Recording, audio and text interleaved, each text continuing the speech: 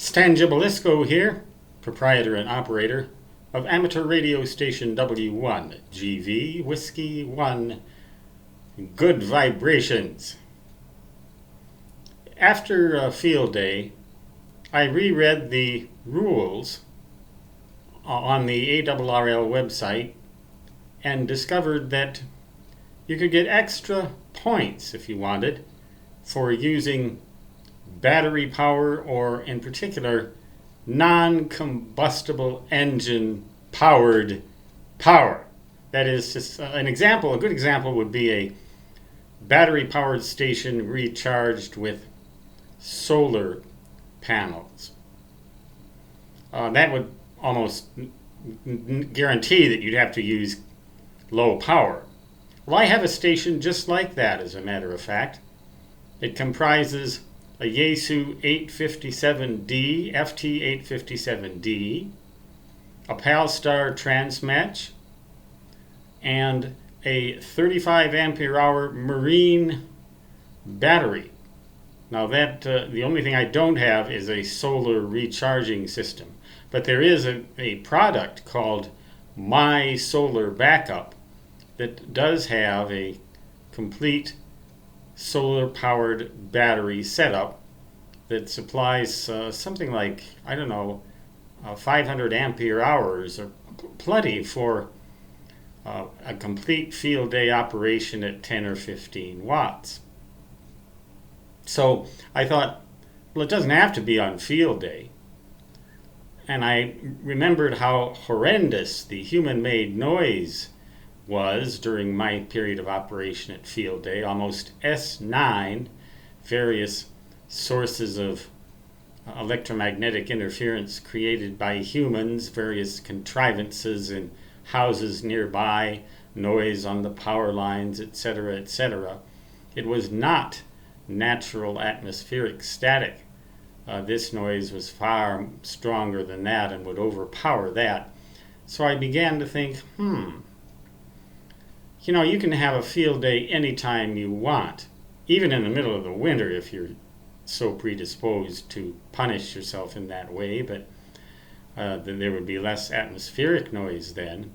Or if you are lucky enough to live in a place where there isn't much atmospheric noise to begin with, such as Hawaii, some parts of California, where the weather is reasonably mild all year long. Solar powered, battery powered, and low power, CW, of course, my being a CW hound dog or wolf in the case of the wild, maybe, and get on the air with that station, and it would go far, far away out into some remote area, maybe in one of our national parks, where human-made noise is nowhere nearby, except maybe somebody's car going by on a highway a mile away. No ignition noise, no human-made noise whatsoever. Get on one of the upper bands where there's less spheric noise, for example, 15, maybe 20, 17. Of course, that would not be a contest on 17 meters, or maybe 12 or 10 meters, or even 6 meters if the band is open. Get on there with a battery-powered station recharged with solar panels so that there's no human-made noise other than that generated by whatever microcomputer may exist in your radio. And you can get radios. I think MFJ Enterprises makes one, or you could homebrew your own. It doesn't even have a computer in it, just a basic radio transceiver, so that no human-made noise is anywhere near. It'd be like being in outer space without any human-made noise-generating devices. Try that maybe sometime. I might. do that if I can regain enough health to go camping. A little camping type personal field day and see what I can dredge out of the wilderness of pure nature.